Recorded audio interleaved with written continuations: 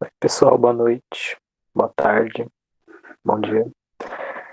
Hoje vou fazer uma aula diferente, né? Uma aula gravada. Vamos ver se vai dar bom. Vou tentar ser mais rápido, né? Pra também não ficar muito ruim. E vamos ver no que dá, né? Então, vamos lá? Bom, hoje pretendo falar sobre as pteridófitas, né? Então vamos aí para o segundo grupo do reino vegetal, né? Pra gente ter uma introdução aí sobre o que se trata esse grupinho aqui, certo? Bom, então, para lembrar, né?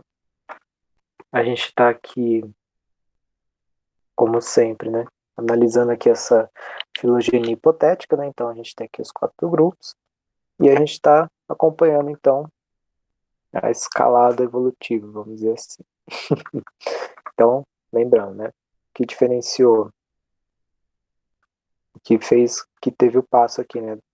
Para surgir as briófitas foi a organização dos tecidos diferenciados, certo? E aí aqui o próximo passo agora são os tecidos condutores, que aí levaram as pteridófitas, certo? Então, vão entender depois um pouquinho sobre o que se trata os tecidos condutores, certo? Bom, então, características gerais, né? Então, plantas eucariontas, com núcleo organizado, material genético organizado num núcleo, né? São autótrofos, fotossintetizantes, né? Produzem o próprio alimento a partir da luz, tem a clorofila presente, célula vegetal típica, que é aquela lá que a gente já cansou de ouvir. São pluricelulares, né? Com tecidos diferenciados, só que dessa vez com tecidos propriamente ditos, né? Raiz, caule e folha, certo? E aqui a novidade, né? Que é o surgimento dos tecidos condutores. E aí aqui o nosso glúteo está crescendo, né? Tá ficando mais chique, beleza? Bom, características gerais ainda, né? Então, assim, só por curiosidade, né? As pteridófitas são chamadas assim porque as suas folhas lembram asas, certo? Tem uma frutinha minha, dá para ver aqui mais ou menos, né? Que lembra um pouco a asa, né? Pteros é asa, né? Por isso que tem o pterodátilo, então tem as pteridófitas, beleza? Bom, os principais representantes que a gente tem aqui são as avencas, as samambaias e o xaxim, certo? Então, essas são as principais representantes aí do grupo das pteridófitas, beleza? Bom, estruturas. Então vamos lá.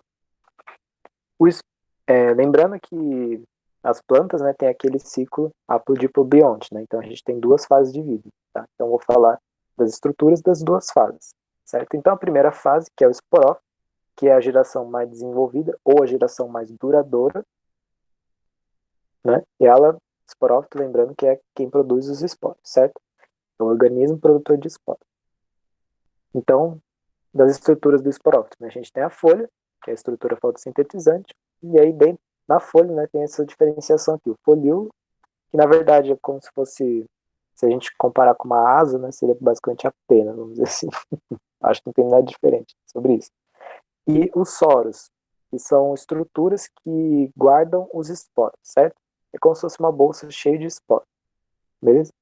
Aliás, vou perguntar, mas aí depois, sei lá, de algum jeito vocês me respondam que ficou claro que é um esporo, né?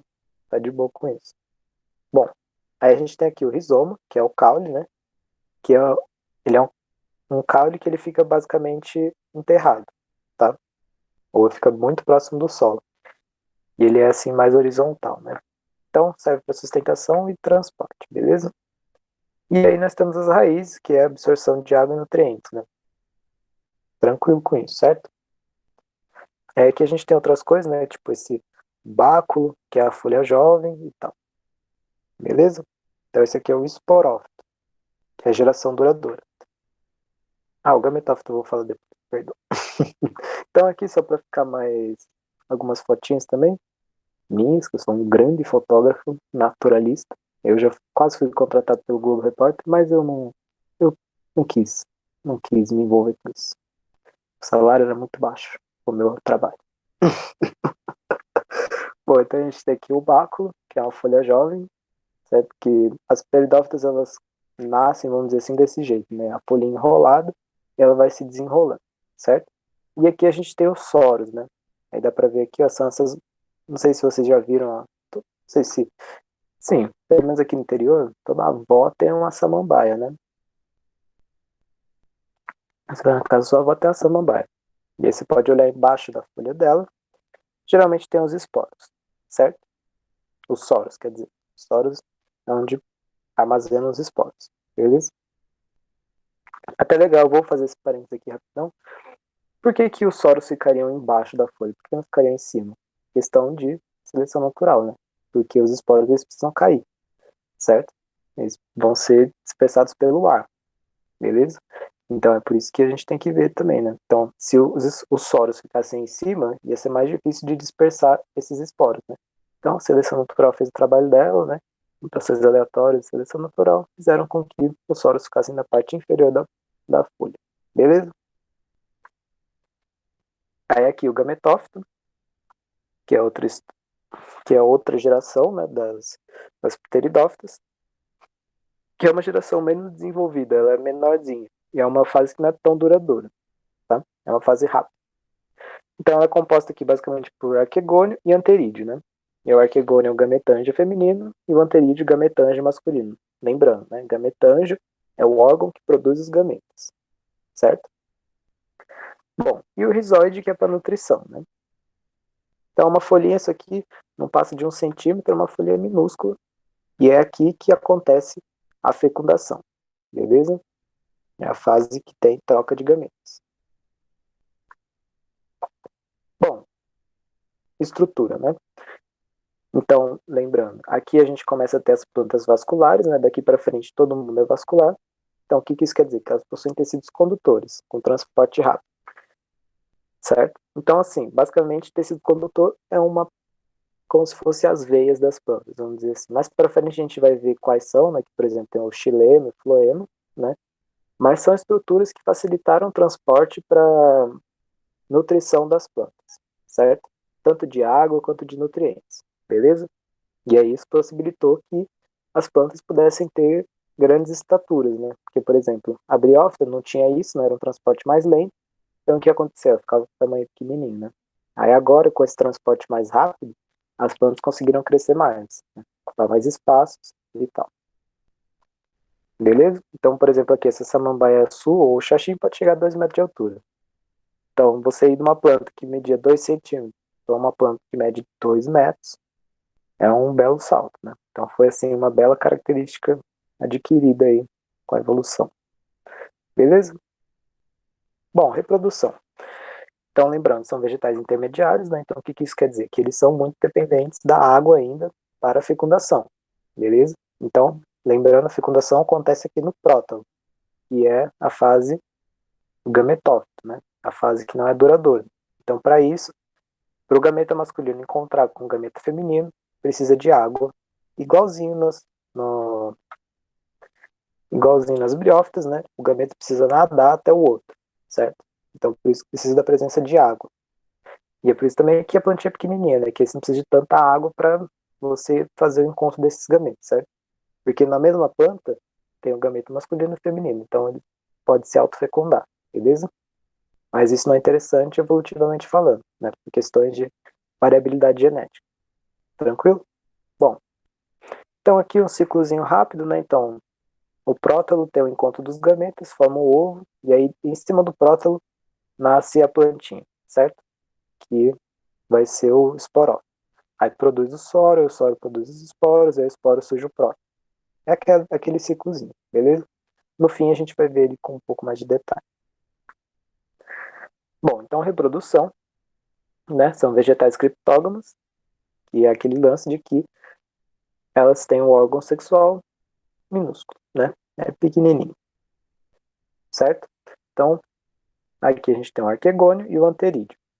E aí aqui no prótalo, né? Então a gente tem o arquegônio e o anterídeo. Aqui nessa imagem eu não vou saber, porque eu coloquei aqui uma foto de verdade, né? E isso é uma coisa que às vezes eu sentia falta, que a gente tinha só imagem conceitual, não tinha imagem de como era o negócio de verdade, né? Mas, só para lembrar aqui então que elas são criptógamas, né? Então uma foto aqui é do microscópio, né? Numa lâmina. Beleza? Bom, então a reprodução, né? É aquele ciclozinho aplodiplobiôntico, que a gente tem alternância de gerações entre o gametófito e o esporófito, né?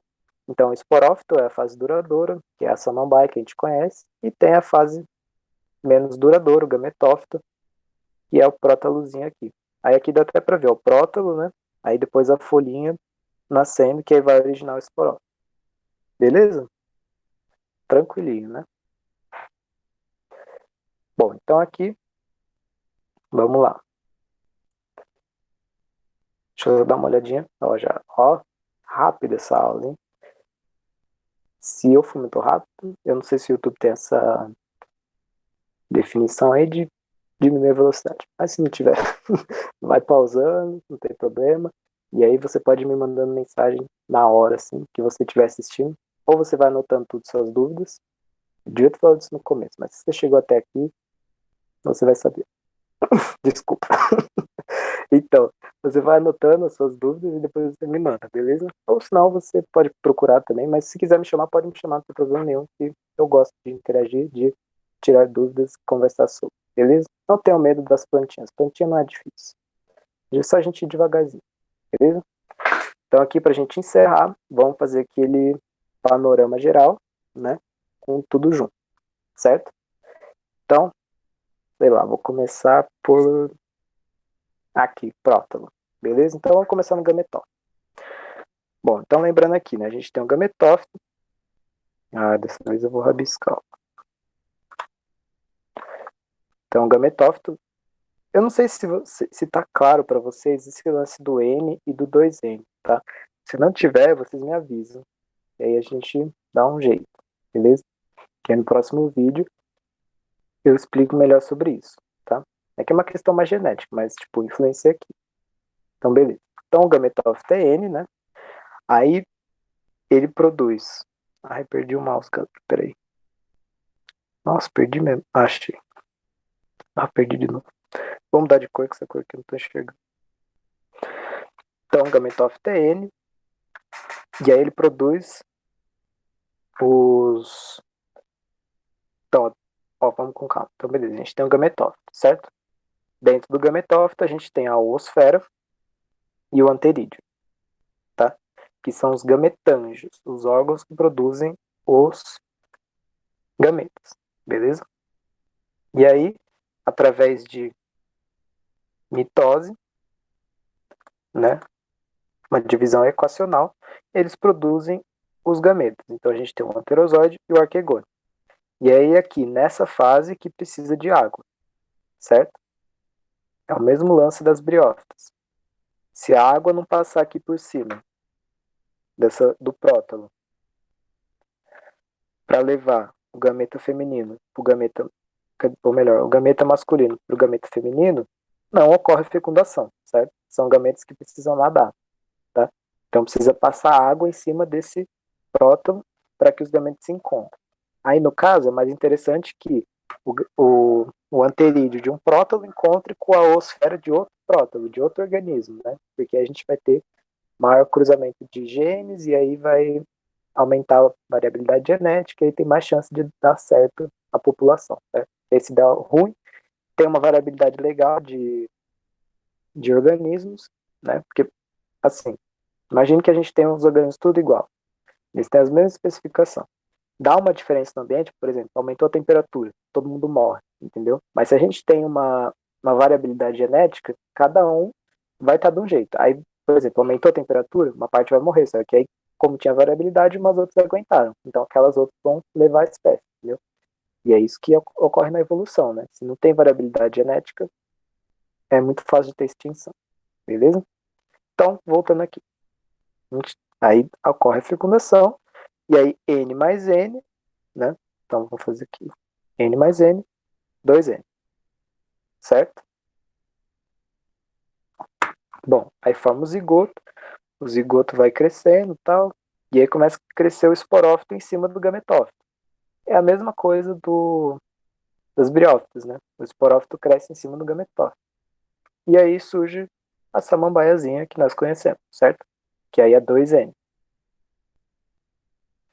Aí, né, dentro do esporófito, né, na folha, lá nos soros, tem o esporângio, que é o órgão que produz os esporos. E aí, ó, ele é 2N, tá vendo? Então ele realiza meiose, né, que é a reprodução reducional, para ir de 2N para N. E aí forma um esporo, que é tipo aquele ovinho, que aí com o ar vai ser dispersado, né? E aí vai ocupar novos lugares. Beleza? Então é meio que isso, pessoal. Então, assim, o que a gente precisa entender? As samambaias, né? Os gametófitos. Enquanto isso, eu vou deixar esse vídeo rolando aqui. Ai, não consegui. Meu Deus, e agora? Como faz? Porra, cara. Só um minutinho. Ah, foi. Bom, então, o que a gente precisa entender? As pteridófitas deram aí esse passo a mais, né, na evolução, só que elas ainda são muito dependentes da água, certo? Só que assim, elas conseguiram ocupar novos espaços, né? Tipo, um pouco mais longe da água. Então a gente está vendo caminhando para uma maior independência da água, né? Para a sobrevivência, porque, por exemplo, no caso, a briófita ela tinha que ficar num solo úmido, né? Para se manter, para conseguir fazer a transporte por difusão. Agora nem tanto, porque a gente tem a raiz consegue penetrar mais e aí tipo absorver mais água do solo, enfim. Então isso gera um diferencialzinho, né? Então as peridófitas conseguiram ir se dispersando mais, né? Com o vento e tal, crescendo mais. Então foi tendo aí uma grande dispersão. E aliás, as peridófitas, por exemplo, são grandes responsáveis pelo carvão mineral que a gente tem hoje, certo? Porque antigamente, né, quando elas surgiram, elas dominaram o planeta, basicamente, né? Então, a gente tinha grandes florestas de pteridófitos. E aí essas florestas acabaram morrendo, enfim. E aí foram, né, por processos geológicos, enfim, viraram carvão mineral. Então, tem uma grande importância econômica hoje em dia, graças às pteridófitas, certo? Bom, pessoal, era isso. Eu deixo indicado aqui esse canal aqui, eu vejo pelo Facebook, não sei se tem no YouTube. House of Plant Journal. É bem legal, o cara filma as plantinhas crescendo, filma elas se mexendo, eu acho bem interessante. Mas só por curiosidade, beleza?